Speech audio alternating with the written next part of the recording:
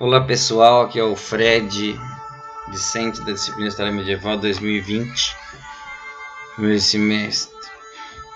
Esse é o canal História Medieval UFSC e hoje falaremos sobre a Espanha Islâmica, sua cultura, sua sociedade, sua difusão e tensões. Abordaremos nesse podcast os temas da língua como poder, as cidades, a propagação dos valores árabes, a população e os concílios.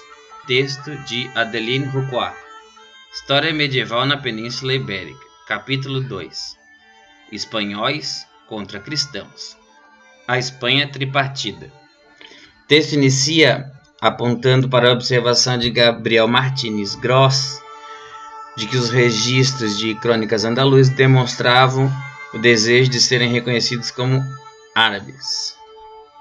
Mas quais seriam os motivos que levariam essa população a serem reconhecidos como árabes? Uma das respostas talvez esteja nos principais movimentos que levaram a um processo de arabização da Espanha. Os muçulmanos até meados do século X eram minoria, mesmo com a conquista no século VIII da Península, que integrou os muçulmanos na civilização do Islão, que constituía grande parte do mundo romano do Oriente, dos Sassânidas e da Pérsia. Apesar de serem minoria, como veremos mais adiante, através da língua e da difusão de seus valores, conseguiram impor uma dominação social. No início, a dominação muçulmana na Espanha não causou fortes mudanças culturais, administrativas ou sociais para a população. Houve, inclusive, em meados do século IX, um regresso às origens mediterrâneas, helenísticas e bizantinas. Al-Ândalus, a Espanha muçulmana, surge como uma construção original do Islã medieval.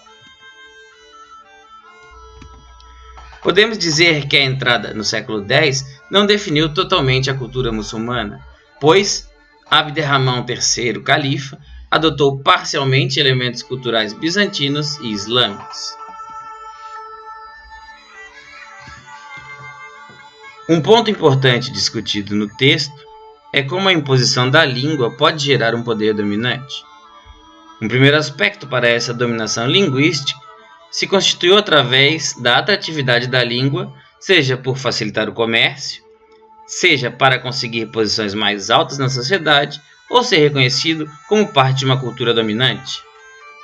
Os árabes ficaram sempre numericamente minoritários em Al-Ândalus, mas, como grupo dominante, impuseram aos dominados a sua língua, o seu modo de pensar e a sua lei, o Corão. Poderíamos levantar a hipótese de que a língua foi uma das principais ferramentas do processo de arabização a que vários grupos foram sujeitos. Os grupos dominantes tinham de falar perfeitamente o árabe. O segundo aspecto ocorreu por meio das traduções. Abderramão II mandou fazer, no Oriente, traduções de obras de filosofia e medicina. As obras gregas também foram traduzidas.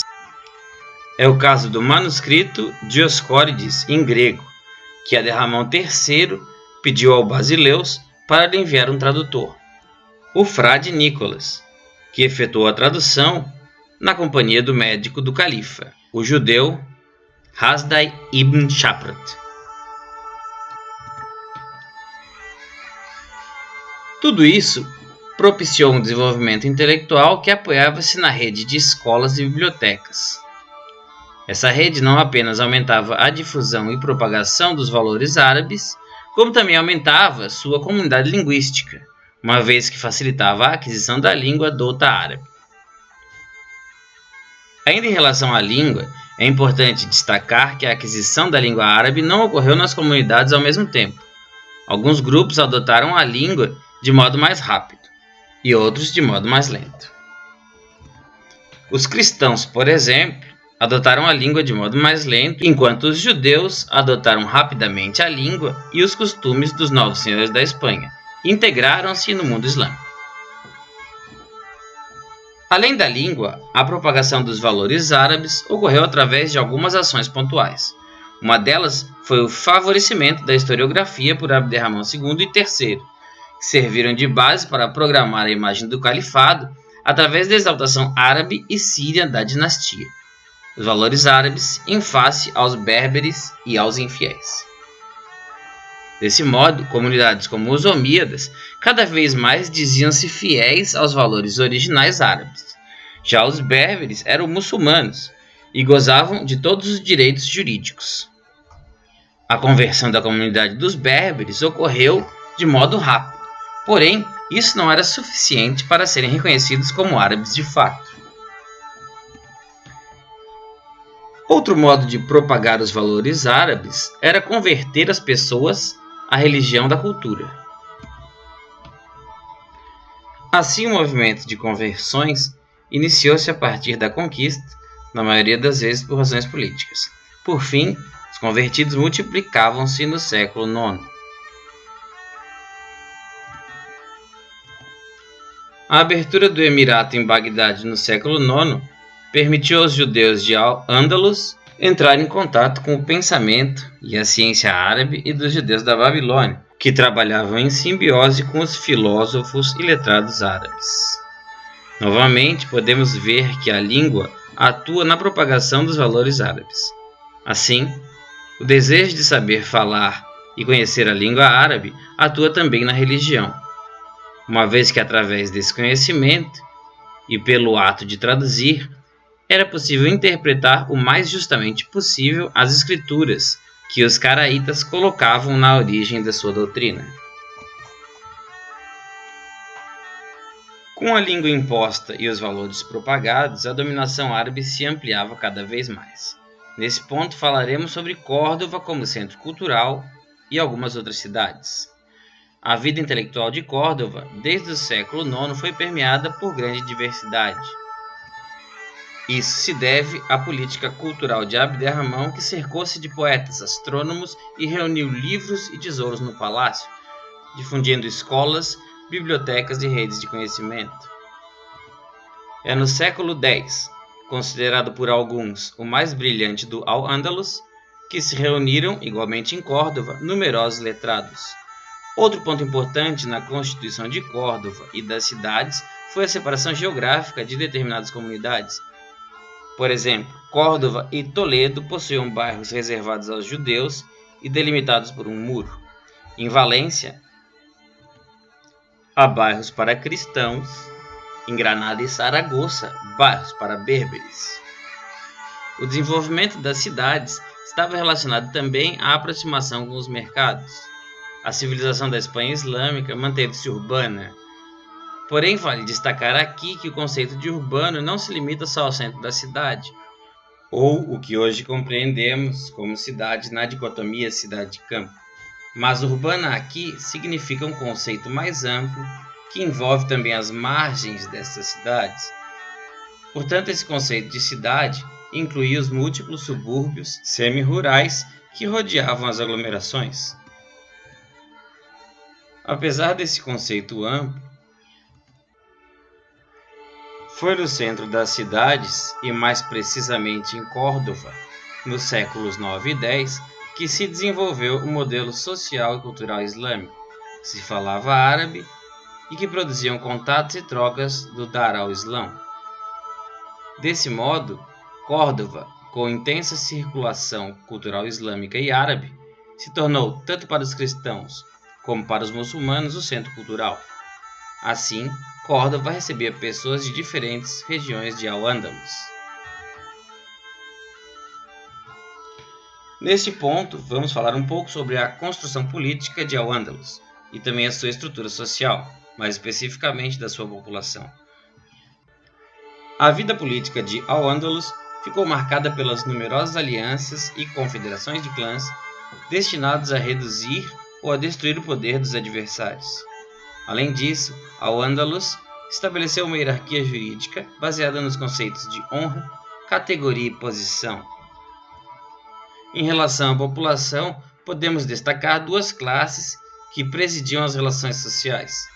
Eram essas a caça, que seria a aristocracia, e ama, que seria o povo. No que tange à população muçulmana, a maior parte era composta por Musálima. os convertidos, e Muwallado, descendentes de convertidos. Sobre esse último grupo, assim como os berberes, eles não foram assimilados e reconhecidos como muçulmanos de origem. Outra divisão possível na população era a divisão entre livre, hur, escravo, abd, e liberto, maula. O último mantinha laços de obrigação com o patrão. Faziam ainda parte da população os não muçulmanos de Al-Andalus, que se dividiam em dois grupos dhims, cristãos e judeus, e escravos da Europa Central. Os primeiros sofreram uma forte pressão fiscal e por isso muitos deslocamentos foram gerados. Desse modo, as comunidades cristãs começaram a declinar enquanto o Islã ascendia. Nesse processo, ocorreu um fenômeno chamado arabização dos cristãos de Al-Andalus, que se tornavam convertidos ou moçárabes, grupos que adquiriam elementos da cultura árabe, mas não necessariamente se convertiam. Ao conjunto dos não muçulmanos estavam também os escravos submetidos aos árabes. O processo de escravatura é fruto das heranças do Mediterrâneo Antigo.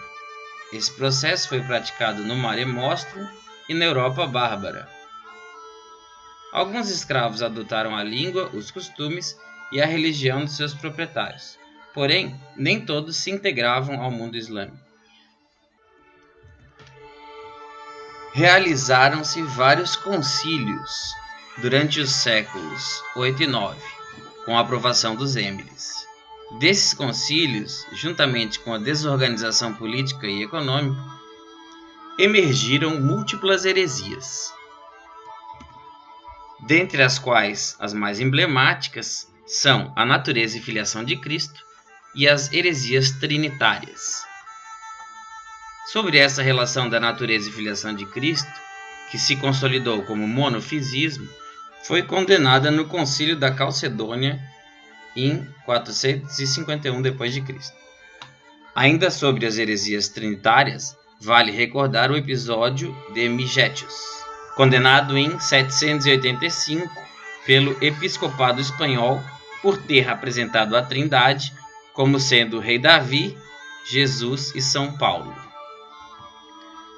A história de Al-Andalus, no período do século 8 ao século 11, não é homogênea. Possui forte heterogeneidade étnica e religiosa. A língua árabe foi largamente adotada e substituiu o grego como língua erudita. Além disso, se mostrou o principal elemento de dominação e difusão dos valores árabes. É por isso que muitas obras gregas científicas foram traduzidas para o árabe. Por fim, os judeus se adaptaram linguisticamente mais rápido ao árabe, permitindo desempenhar papéis importantes em embaixadas e no comércio internacional por meio dos tradutores. Esse material é proveniente do texto de Adeline Rouquat, História Medieval na Península Ibérica, capítulo 2, Espanhóis contra cristãos.